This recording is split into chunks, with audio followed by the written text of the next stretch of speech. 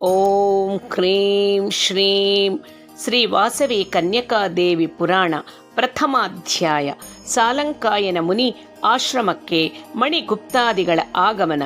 ಪರಮ ಪಾವನವಾದ ಗೋದಾವರಿ ನದೀ ತೀರದಲ್ಲಿ ವಿವಿಧ ಫಲವೃಕ್ಷಗಳಿಂದ ವಿರಾಜಿಸುತ್ತಾ ಶುಕ, ಪಿಕ, ಮಯೂರ, ವಿಹಂಗಾದಿಗಳ ಸುಮಧುರವಾದ ಕೂಜಿತದ ವೀಣಾ ನಾದವನ್ನು ಆಸ್ವಾದಿಸುತ್ತಾ ಪ್ರಾತಃ ಸಾಯಂಕಾಲಗಳಲ್ಲಿ ಆಚರಿಸುವ ಹೋಮಗಳ ಆಜ್ಯ ಧೂಮ ಪರಿಮಳಿಂದ ತುಂಬಿ ನಾನಾ ವಿಧ ಪುಷ್ಪ ಪರಾಗಭರಿತವಾಗಿ ಪ್ರಶಾಂತತೆಯಿಂದ ವಿರಾಜಿಸುವ ಒಂದು ಋಷ್ಯಾಶ್ರಮವಿತ್ತು.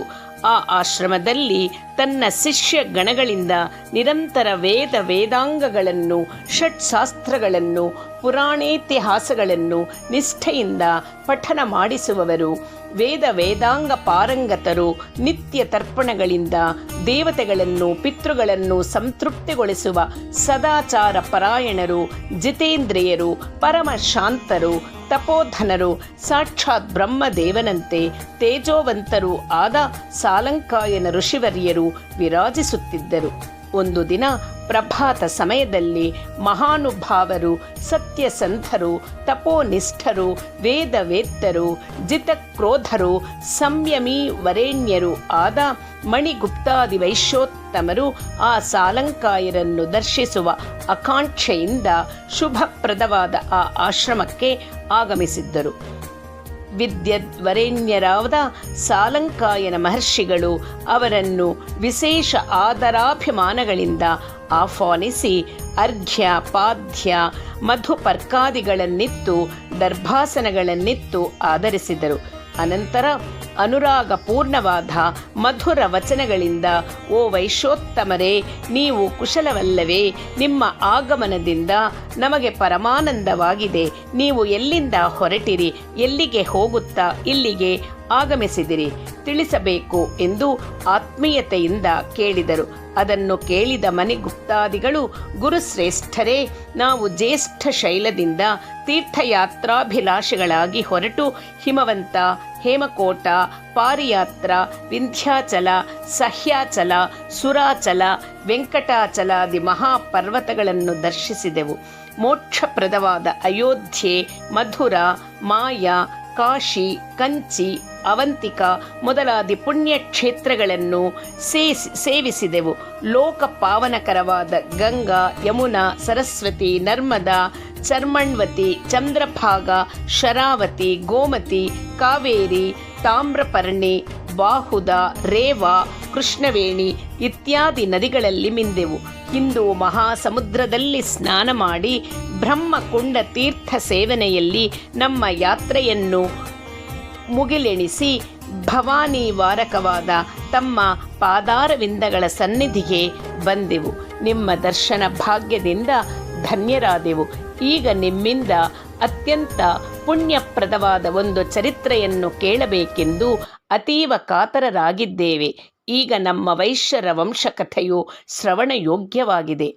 ಆಚಾರ್ಯೋತ್ತಮ, ಪರಮೇಶ್ವರಿ, ಪರಾಂಬಿಕೆ, ಯೋಗ ಮಾಯಾ ಕನ್ಯಕೆಂದು ಅನೇಕ ನಾಮಗಳಿಂದ ಕೀರ್ತಿಸಲ್ಪಡುತ್ತಿರುವ ಆದಿಶಕ್ತಿಯು ನಮ್ಮ ಅದೃಷ್ಟವಶದಿಂದ ವೈಶ್ಯವಂಶದಲ್ಲಿ ವಾಸವಿ ಕನ್ಯಕಾ ಎಂಬ ಹೆಸರಿನಲ್ಲಿ ಹುಟ್ಟಿದಳೆಂದು ನಮ್ಮ ಪೂರ್ವಜರು ಕನ್ಯಕೆಯೊಡನೆ ಒಂದು ನಿರಂಕುಶ ಪ್ರಭುತ್ವವನ್ನು ವಿರೋಧಿಸುತ್ತಾ ಮಹಾನ್ ಆಂದೋಲನ ನಡೆಸಿ ಅಗ್ನಿಯಲ್ಲಿ ಪ್ರವೇಶಿಸಿ ಆತ್ಮಾರ್ಪಣ ಮಾಡಿಕೊಂಡರೆಂದು ಜಗನ್ಮಾತೆಯಾದ ಶ್ರೀ ವಾಸವಿ ಕನ್ಯಕಾ ದೇವಿಯು ಈ ಕಲಿಯುಗದಲ್ಲಿ ವಿನೂತನ ವಿಧಾನದಿಂದ ಧರ್ಮ ಸಂಸ್ಥಾಪನೆ ಮಾಡಿದಳೆಂದು ಹಿರಿಯರು ಪರಿಪರಿ ವಿಧಗಳಲ್ಲಿ ಹೇಳಿರುವುದನ್ನು ಕೇಳಿದ್ದೇವೆ. ನಮ್ಮ ಪೂರ್ವ ವೈಶ್ಯರು ಮೊಟ್ಟ ಮೊದಲಿಗೆ ಕೈಲಾಸವಾಸಿಗಳೆಂದು ಕೈಲಾಸನಾಥನ ಆದೇಶಾನುಸಾರ ಲೋಕ ಕಲ್ಯಾಣಾರ್ಥವಾಗಿ ಭೂಲೋಕಕ್ಕೆ ಬಂದರೆಂದು ನಮ್ಮ ಪೂರ್ವಜರು ಹೇಳಿರುವರು. ಈ ದಿನ ತಾವು ಆ ವೈಶ್ಯವಂಶ ಚರಿತ್ರೆಯನ್ನು, ಕನ್ಯಕಾವತಾರ ತತ್ವವನ್ನು, ಆ ದೇವಿಯ ಜೀವನ ಕಥೆಯನ್ನು ನಮಗೆ ವಿಶದವಾಗಿ ತಿಳಿಯಪಡಿಸರೆಂದು ವಿಶೇಷವಾಗಿ ಪ್ರಾರ್ಥಿಸುತ್ತೇವೆ.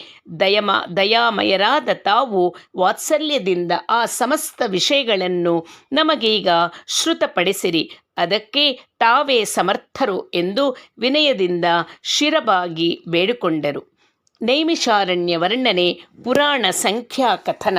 ಆಗ ಸಾಲಂಕಾಯನರು ಅವರ ವಿನಯದಿಂದ ಬಹಳ ಸಂತುಷ್ಟರಾಗಿ, ಓ ವೈಶ್ಯೋತ್ತಮರೇ, ಪರಮ ಪವಿತ್ರವೂ ಪಾಪನಾಶಕವೂ ಶುಭಪ್ರದವೂ ಆದ ನಿಮ್ಮ ವಂಶ ಚರಿತ್ರೆಯನ್ನು ಮತ್ತು ಮೋಕ್ಷಪ್ರದವಾದ ಶ್ರೀ ವಾಸವಿ ಕನ್ಯಕಾ ಪರಮೇಶ್ವರಿ ದಿವ್ಯ ಕಥೆಯನ್ನು ನಿಮಗೂ ಈಗ ಹೇಳುವೆನು. ಇದು ಸರ್ವ ಸೌಭಾಗ್ಯ ಸಂಪದಗಳನ್ನು ಉಂಟು ಮಾಡುವಂಥವು ಅಲ್ಲದೆ ಕೈವಲ್ಯದಾಯಕವೂ ಆಗಿದೆ. ಈ ಪುಣ್ಯ ಕಥೆಯನ್ನು ಕೇಳುವವರು ಪಠಿಸುವವರು ಧನ್ಯರಾಗುವೆರು. ಅವರ ಮನೆಗಳಲ್ಲಿ ಧನ ಕನಕ ವಸ್ತು ವಾಹನಾದಿಗಳು ಸಮೃದ್ಧವಾಗುತ್ತವೆ. ಅವರ ಅಂಗಳದಲ್ಲಿ ಕಲ್ಪತರುವು ನೆಲೆಸುವುದು. ಅವರ ಗೋಶಾಲೆಯಲ್ಲಿ ಕಾಮಧೇನುವು ವಾಸಿಸುವುದು. ಅವರ ಕೈಗಳಲ್ಲಿ ಚಿಂತಾಮಣಿ ಹೊಳೆಯುವುದು. ಇದು ನಿಶ್ಚಯವಾಗಿಯೂ ಸತ್ಯ. ಆದ್ದರಿಂದ ನೀವು ಅತ್ಯಂತ ಭಕ್ತಿ ಶ್ರದ್ಧೆಗಳಿಂದ ಶ್ರವಣ ಮಾಡಿರಿ ಎಂದು ಈ ವಿಧವಾಗಿ ಹೇಳಲಾರಂಭಿಸಿದರು.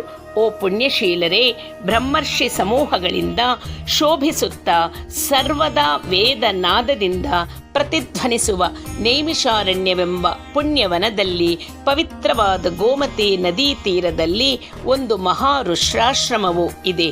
ನೈಮಿಷಾರಣ್ಯದ ಮಹತ್ವವು ಅತ್ಯಂತ ವಿಶಿಷ್ಟವಾಗಿದೆ.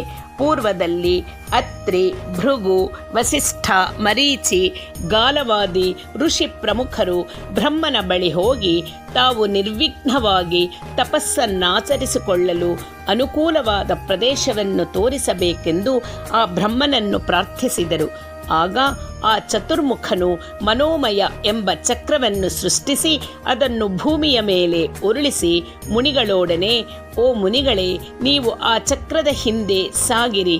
ಇದರ ಕಡಾಣಿ ಮುರಿದು ಆ ಚಕ್ರ ಎಲ್ಲಿ ಬಿದ್ದು ಹೋಗುವುದೋ ಆ ಪ್ರದೇಶವೇ ನಿಮ್ಮ ತಪಶ್ಚರ್ಯೆಗೆ ಸೂಕ್ತವಾಗಿದೆ ಎಂದು, ಅಲ್ಲಿ ಕಲಿಯು ಪ್ರವೇಶಲಾರನೆಂದು, ಅದೇ ಅತ್ಯುತ್ತಮ ಪುಣ್ಯಸ್ಥಾನವೆಂದು ಗುರುತಿಸಿರಿ ಎಂದು ಹೇಳಿ ಕಳುಹಿಸಿದನು. ಆ ಚಕ್ರವು ಉರುಳುತ್ತಾ ಒಂದು ಅರಣ್ಯದಲ್ಲಿ ಬಿದ್ದು ಹೋಯಿತು. ನೇಮಿ ಎಂದರೆ ಚಕ್ರದ ಕಣಾಣಿ. ನೇಮಿಹಿ ಶೀರ್ಯತೆ ಸ್ಮಿನ್ ಇತಿ ನೈಮಿಷಃ ಎಂಬ ಉತ್ಪತ್ತಿಯಿಂದ ಆ ಅರಣ್ಯಕ್ಕೆ ನೈಮಿಷಾರಣ್ಯವೆಂದು ಹೆಸರಾಯಿತು. ನೈಮಿಷಾರಣ್ಯದಲ್ಲಿ ತಪೋಯಜ್ಞಗಳಿಗೆ ಎಂದು ವಿಘ್ನಗಳು ಸಂಭವಿಸುವುದಿಲ್ಲ. ಇದು ಆ ಸ್ಥಳದ ಮಹಾತ್ಮೆ. ಪುಣ್ಯ ನಿಲಯವಾದ ಆ ಅರಣ್ಯದಲ್ಲಿ ಮಯೂರಗಳು, ಸರ್ಪಗಳು, ಮುಂಗಿಸಗಳು, ಹುಲಿಗಳು, ಗೋವುಗಳು ಮೊದಲಾದ ಜಂತುಗಳೆಲ್ಲ ಸಹಜವಾದ ತಮ್ಮ ಪರಸ್ಪರ ಜಾತಿ ವೈರವನ್ನು ಮರೆತು ಸ್ನೇಹ ವಾತ್ಸಲ್ಯಗಳಿಂದ ಕೂಡಿ ಸಂಚರಿಸುತ್ತಿದ್ದವು. ಆ ಮಹತ್ತರವಾದ ಕಾನನದಲ್ಲಿ ಬ್ರಹ್ಮವೇತ್ತರಾದ ಮಹರ್ಷಿಗಳು ಸುದೀರ್ಘ ಕಾಲ ನಡೆಯುವ ಸತ್ರಯಾಗವೆಂಬ ಮಹಾಯಜ್ಞವನ್ನು ನಡೆಸಲಾರಂಭಿಸಿದರು. ವೇದಾಂಗ ಪಾರಂಗತರು, ಬ್ರಹ್ಮಜ್ಞಾನ ಸಂಪನ್ನರು, ಲೋಕಹಿತಾಭಿಲಾಷಿಗಳು ಮತ್ತು ಕರುಣಾಮಯರು ಆದ ಶುಕ, ಶಕ್ತಿ, ವ್ಯಾಸ, ವಸಿಷ್ಠ, ಗಾಲವ, ಪರಾಶರಾದಿಗಳು, ತೇಜೋನಿಧಿಗಳಾದ ಮೈತ್ರೇಯ, ಶರಭಂಗಾದಿಗಳು, ಮಹಾ ತಪಸ್ವಿಗಳಾದ ಗರ್ಗ, ಕಶ್ಯಪ, ಮಾಂಡವ್ಯ, ಶೌನಕ, ವಿಶ್ವಾಮಿತ್ರಾದಿಗಳು, ಜ್ಞಾನ ಸಂಪನ್ನರಾದ ಅತ್ರಿ, ಭೃಗು, ಕುತ್ಸ, ಉತ್ಸಕ, ತಿತ್ತಿರ, ಉದ್ದಾಲಕ, ಕಪಿಲ, ಚ್ಯವನ, ಕಣಾದ, ಗೌತಮ, ಸುತೀಕ್ಷ್ಣ, ಜಮದಗ್ನಿ, ಶತಾನಂದಾದಿಗಳು ಒಂದು ಸಮುದಾಯವಾಗಿ ಸೇರಿ ಆ ಮಹಾ ಸತ್ರಯಾಗವನ್ನು ಮಾಡಲು ಉದ್ಯುಕ್ತರಾದರು. ಆ ಸಮಯದಲ್ಲಿ ಪೌರಾಣಿಕೋತ್ತಮರಾದ ಶೂತ ಮಹಾಮುನಿಗಳು ಯಾಗಾದೀಕ್ಷೆಯನ್ನು ಹೊಂದಿ ಅಲ್ಲಿಗೆ ಆಗಮಿಸಿದರು. ಅಶೇಷ ವೇದಾಂತ ಪರಿಶೋಧಕರು, ಸಮಸ್ತ ಪುರಾಣೇತಿಹಾಸಗಳ ರಹಸ್ಯಗಳನ್ನು ಬಲ್ಲವರು, ಮೃಗ ಚರ್ಮಧಾರಿಗಳು, ಜಟಾ ಮುಕುಟ ಶೋಭಿತರು ಆಗಿ ಪ್ರತ್ಯಕ್ಷ ಪರಮೇಶ್ವರನಂತೆ ಪ್ರಕಾಶಿಸುತ್ತಿದ್ದ ಆ ಸೂತ ಮುನಿಗಳನ್ನು ದರ್ಶಿಸಿ ಸೌನಕಾದಿ ಮಹಾಮುನಿಗಳು ಅರ್ಘ್ಯಪಾದ್ಯಾದಿಗಳಿಂದ ಅವರನ್ನು ಪೂಜಿಸಿ ಸುಖಾಸನವನ್ನಿತ್ತರು. ಅವರು ಪುಣ್ಯ ಕಥೆಗಳನ್ನು ಕೇಳಬೇಕೆಂದು ಕುತೂಹಲವುಳ್ಳವರಾಗಿ, ಓ ವ್ಯಾಸ ಶಿಷ್ಯವರ್ಯ, ಮಹಾನುಭಾವ, ಪೂರ್ವದಲ್ಲಿ ನೀವು ಸಮಸ್ತ ಪುರಾಣೋಪಪುರಾಣಗಳನ್ನು, ಪುರಾಣ ಲಕ್ಷಣಗಳನ್ನು, ಇತಿಹಾಸ ಮೊದಲಾದವುಗಳನ್ನು ಉಪನ್ಯಾಸ ನೀಡಿದಿರಿ.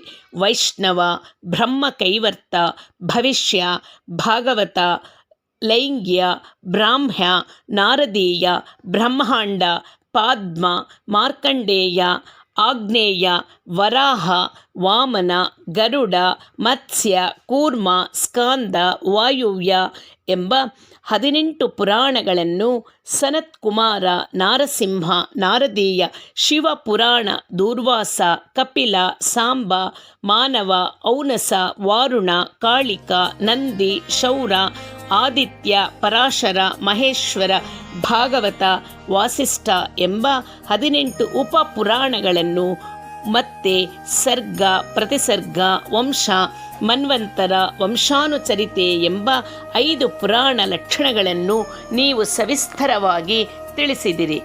ಮಹಾಪುರಾಣಗಳಲ್ಲಿ ಸ್ಕಾಂದ ಪುರಾಣವು ಅತಿ ವಿಚಿತ್ರವಾದ ಕಥೆಗಳಿಂದ ಕೂಡಿತ್ತು ಪ್ರಸಿದ್ಧವಾಗಿದೆ.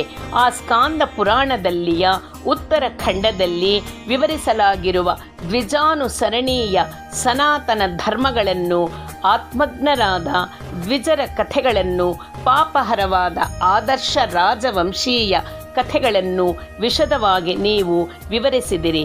ಈಗ ಆದಿಶಕ್ತಿಯ ಅವತಾರ ಸಂಬಂಧವಾದ ವೈಶ್ಯರ ಪವಿತ್ರ ಚರಿತ್ರೆಯ ಬಗ್ಗೆ ನಿಮ್ಮಿಂದ ಕೇಳಿ ತಿಳಿಯಬೇಕಾಗಿದೆ. ಒಮ್ಮೆ ನೀವು ಈ ವೈಶ್ಯ ವೃತ್ತಾಂತವನ್ನು ತಿಳಿಸಿರುವಿರಿ. ಆದರೂ ಈಗ ಆ ಚರಿತ್ರೆಯನ್ನು, ಪರಾಶಕ್ತಿಯ ಅವತಾರ ಕಥೆಗಳನ್ನು, ವೈಶ್ಯರ ಜೀವನ ವಿಧಾನಗಳನ್ನು, ಕಲಿಯುಗದಲ್ಲಿರುವ ಅವರ ಆಚಾರ ವ್ಯವಹಾರಿಗಳನ್ನು ಕುರಿತು ವಿಶದವಾಗಿ ತಿಳಿಸಿರಿ ಎಂದು ಪ್ರಾರ್ಥಿಸಿದಿರಿ. ಆಗ ಪುರಾಣ ಪಂಡಿತ ಶ್ರೇಷ್ಠರಾದ ಶೂತ ಮುನಿಗಳು, ಓ ಮಹರ್ಷಿಗಳೇ, ನೀವು ಎಲ್ಲ ತಿಳಿದವರಾಗಿಯೂ ಕೂಡ ನನ್ನಲ್ಲಿಯ ವಾತ್ಸಲ್ಯದಿಂದ ನನ್ನನ್ನು ಹಿರಿಯನನ್ನಾಗಿ ಮಾಡಿ ಹೀಗೆ ಕೇಳುತ್ತಿದ್ದೀರಿ. ನಾನು ತಿಳಿದಷ್ಟು ವಿಷಯಗಳನ್ನು ವಿಶದಪಡಿಸುವೆನು ಎಂದು ಹೇಳಿ ಗುರು ನಮಸ್ಕಾರ ಮಾಡಿ, ಪರ, ಪಶ್ಯಂತಿ, ಮಧ್ಯಮ, ವೈಖರಿ, ವರ್ಣರೂಪಿಣಿಯಾಗಿ ತ್ರಿಮೂರ್ತಿಗಳಿಂದ ಆರಾಧ್ಯಳಾಳ ಭಗವತಿಯು ನನ್ನ ನುಡಿಗಳಲ್ಲಿ ವಿರಾಜಿಸಲಿ ಎಂದು ದೇವಿಯನ್ನು ಪ್ರಾರ್ಥಿಸಿ ಈ ರೀತಿಯಾಗಿ ಹೇಳ ಆರಂಭಿಸಿದರು. ಶ್ರೀ ವಾಸವಿ ದೇವಿ ಪೂರ್ವಾವತಾರ ಕ್ರಮ.